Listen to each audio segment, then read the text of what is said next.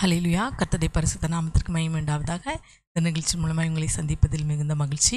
ஒரு முறை ஒரு தையல்காரர் ஒரு துணியை, நல்ல அழகான துணியை எடுத்து சிசரால் வெட்டிட்டு அதை அந்த சிசரை தூர எடுத்து வச்சுட்டு அப்புறம் மிஷினில் அதை தைக்கிறார்.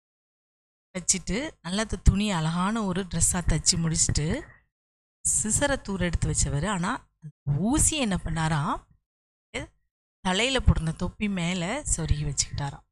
இதையே பார்த்துக்கிட்டே இருந்த அவருடைய பையன், சின்ன பையன் கேட்குறான்ப்பா, நீங்கள் சிசர் அந்த கத்தரிக்கோள் எவ்வளோ விலை கூடுனது, அதை நீங்கள் அப்படியே தூர போட்டீங்க, ஆனால் ஊசி எடுத்து உங்கள் தலை மேலே உள்ள அந்த தொப்பியில் வச்சுருக்கீங்களாப்பா என்னன்னு கேட்டாராம்.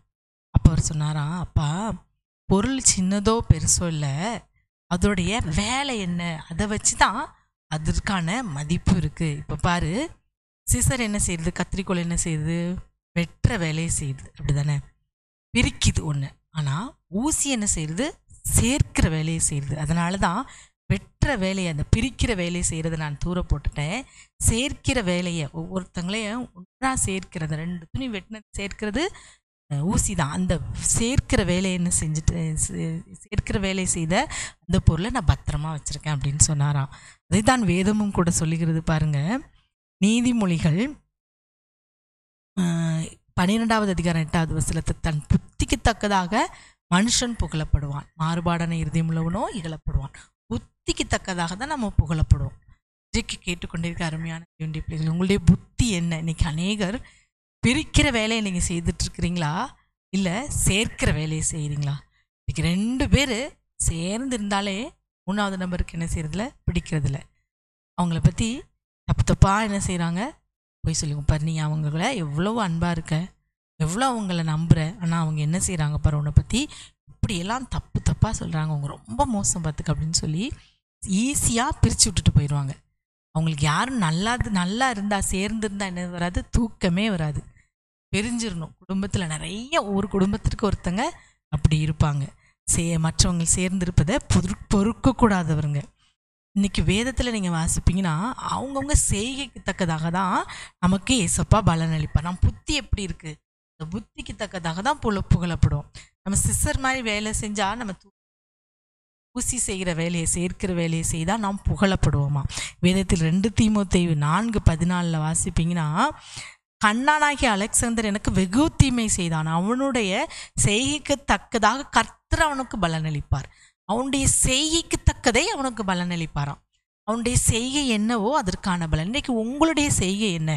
நீங்கள் பிரிக்கிற வேலையை செய்கிறீங்களா, சேர்க்கிற வேலையை செய்கிறீங்களா?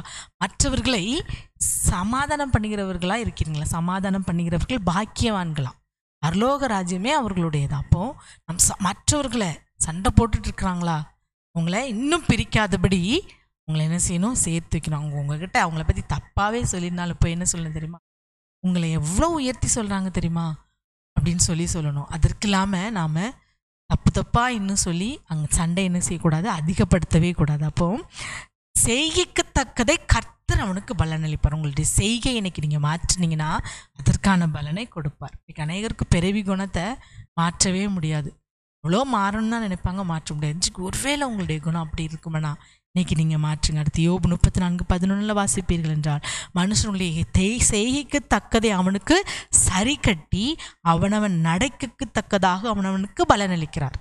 நம்முடைய செய்கைக்கும் நம்முடைய நடக்கைக்கும் தக்க பலனை தான் கர்த்தர் என்ன செய்வாரா, சரி கட்டுவாராம், அளிப்பாராம். செய்கைக்கு தக்கதை, நடத்தைக்கு தக்கதை ஒரு சரிக்கு சரி கட்டுகிறவர். நம்ம நன்மை செஞ்சால், நம்ம நல்ல காரியங்களை செய்தால் நன்மை நமக்கு வரும், புகழப்படுவோம். இனிமையான செய்தி நாம் இகழப்படுவோம். ஆகவே இந்த வேளையில் சங்கீதம் 62:12 வாசிப்பீர்கள் என்றால், கிருபை உம்முடையது ஆண்டவரே தேவரீர், அவனவன் செய்கைக்குத்தக்கதாக பலனளிக்கிறார். ஆண்டவர் கர்த்தராகிய இயேசு கிறிஸ்து தான் அவங்க செய்கைக்கு தக்க பலனை கர்த்தர் அளிக்கிற தேவனாக இருக்கிறார். ஆகவே நல்ல காரியங்களை செய்வோம், நன்மையை நாம் பெறுவோம், நல்ல புத்தியுள்ள பிள்ளைகளாக இருப்போம், புத்திக்கு தக்கதாக தான் புகழப்படுவோம். நல்ல புத்தி இருந்தால் நம்ம புகழப்படுவோம். சொல்லுவாங்க புத்தியே சரியில்லை அப்படிம்பாங்க. சிலருடைய புத்தியே பார்த்திங்கன்னா நல்ல புத்தியாகவே இருக்காது, ஒருத்தங்களை முடிச்சு போட்டு விடுறதுல நம்பர் 1 இருப்பாங்க. இன்றைக்கு அப்படி இல்லாதபடி இந்த வேலையில் செய்கைக்கு தக்கதை தான் உங்களுக்கு பலனளிப்பேன்னு சொல்லியிருக்கிறாங்க. உங்கள் வாழ்க்கையில் உள்ள இகழ்ச்சியும் அவமானமும் வருவதற்கு ஒரு வேளை உங்களுடைய புத்தி காரணமாக இருக்குமேனா, இன்றைக்கு அந்த புத்தியை சீர்படுத்துங்க, எண்ணங்களை சீர்படுத்துங்க, நினைவுகளை சீர்படுத்துங்க.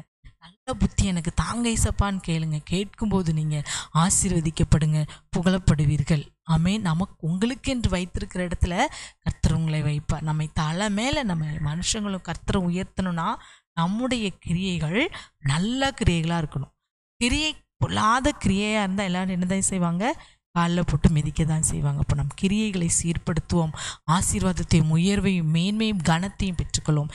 ஜெபிக்கலாம். அப்பாவுமே நாங்கள் நன்றியோடு ஸ்தோத்தரிக்கிறோம் தகப்பனே. இந்த நாளிலும் நீர் அப்பா இந்த வார்த்தையை கொண்டு எங்களோடு பேசினீங்க. புத்திக்கு தக்கதாக புகழப்படுவோன்னு சொல்லியிருக்கீங்க.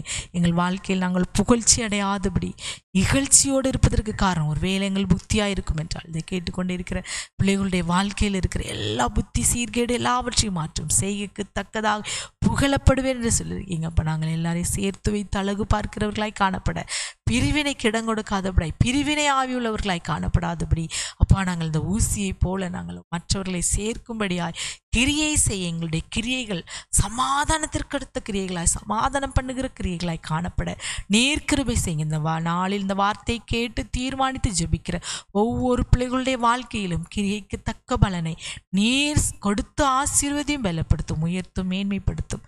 சகல துதிகன மகிமை உமக்கே செலுத்துகிறோம். இயேசுவின் நாமத்தில் ஜெபிக்கிறோம் நல்ல பிதாவே. ஆமேன், ஆமேன்.